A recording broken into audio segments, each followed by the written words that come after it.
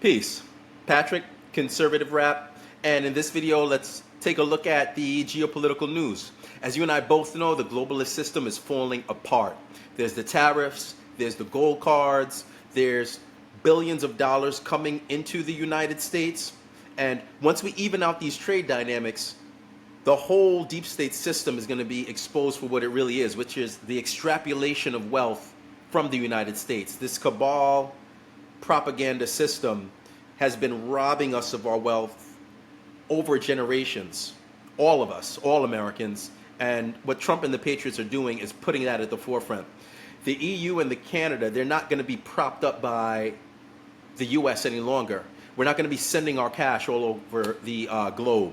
So let's take a look at what's happening and some quick clips and get into the geopolitical and financial. Here on X, we have the Kobisi letter. Global economic growth is set to deteriorate.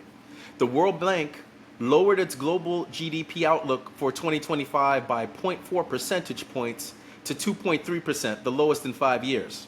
That will be the weakest growth in 17 years outside of the 2008 and 2020. Furthermore, the U.S. economy is expected to expand 1.4% this year, down from the 2.3% projected earlier.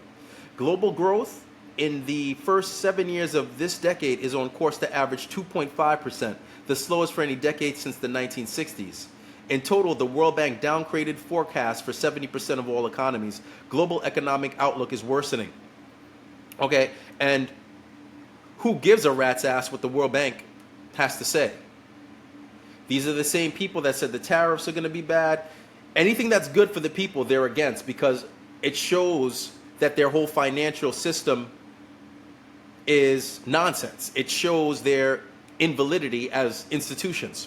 Last true Roman replies, supposed economists predicted the U.S. unemployment rate would increase and jobs would collapse. They were dead wrong.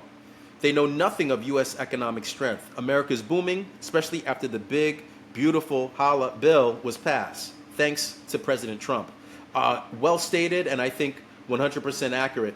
It's unfortunate anyone listens to these people. It's like the fake news, right? Who listens and takes CNN and MSNBC and the Wall Street Journal and the New York Times seriously anymore with a rational mind? Everyone knows that they're of question based off the lies. And it's going to be the same thing with these institutions that we've entrusted our financial outlook, predictions, and future to. Now, the last refuge, Conservative Treehouse put this out.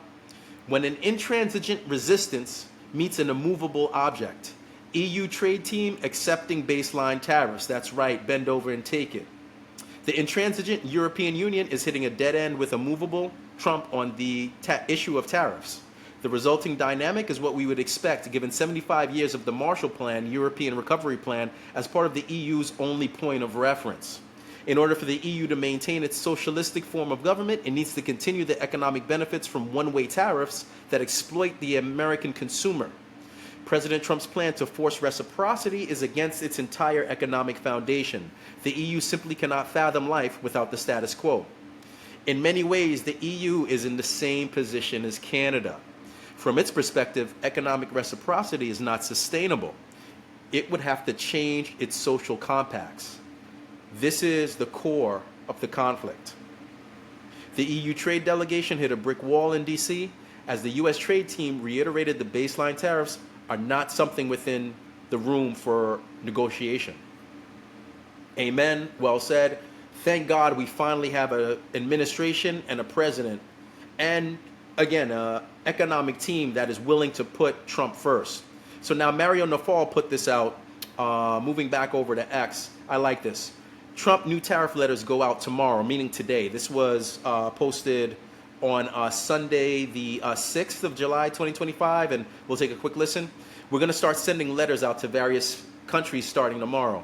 There'll probably be 10 to 12 going. Let's just take a quick listen. Listen to how maybe the most important geopolitical finance. Maybe the most important question. She gave a horrible answer to it. So they took an answer from another part of the interview and they inserted it. Nobody's ever seen that before. So I think they made a wise decision to settle. And is that 16 million for the ads? Is that part of contingency for your administration to approve the merger or the sale of the company? No, it has nothing to do with that. This is totally separate. This was when I was running. This had nothing to do with what was taking place in government. This is when I was running. This was essentially the night before the election. And they did this, and we thought it was despicable, actually. Is there a reference on tariffs? Here we go. Companies that don't get a letter right away and then you haven't made a deal. So we're going to start sending letters out to various countries starting tomorrow. We'll probably have 10 or 12 go out tomorrow. And over the next few days, I think by the 9th, they'll be fully covered. And they'll range in value from maybe 60 or 70% tariffs to 10 and 20% tariffs. But they're going to be starting to go out sometime tomorrow. We've done the final form, and it's basically going to explain what the countries are going to be paying in tariffs. And it's very important. It's a lot of money for the country, but we're giving them a bargain. Because if I went by the true deficits Exactly. or by other Very good ways point. of measuring, it could be a lot more. We don't want to. I don't want to stretch it too much. We want to keep it pretty reasonable. And I think it's very reasonable. What countries will you be sending those letters to first? We're going to be sending, well, you're going to see tomorrow, I'd rather give it tomorrow, but we have probably 10 to 12 tomorrow. And then after that, we'll be sending 10 or 12 a day. And as we get along, as we get to the smaller countries, we're pretty much going to keep the tariffs the same. Are there any countries that will have a little flexibility with that deadline? Not really. They'll start to pay on August 1st. The money will start to come into the United States on August 1st, okay, in pretty much all cases. Thank you very much, everybody. Thank you. Again, you got to love this guy. We're putting America first, and the effects are going to be downstream. We're going to be bringing this old financial system down to its knees and then transition into a parallel economy. The goal is to keep us under the central bank, export the jobs, devalue the currency. It's the same game they've been running for decades. And Trump is changing the internal revenue service to an external revenue service. This is why he's also hitting Powell so hard, verbally, not physically, obviously, right? We need to detach ourselves from the Federal Reserve, detach ourselves from fiat currency, and go back to gold and silver, perhaps with Bitcoin as like a hedge or a secondary mechanic in that fashion. What do you think? What do you see happening on the geopolitical financial stage? We are heading into the golden age. Get prepared, because it's going to be an amazing ride, and God bless America. Thanks. Like, subscribe, comment, share. Check me out at ConservativeRap.com for more, and look forward to more content soon. Thanks and take care.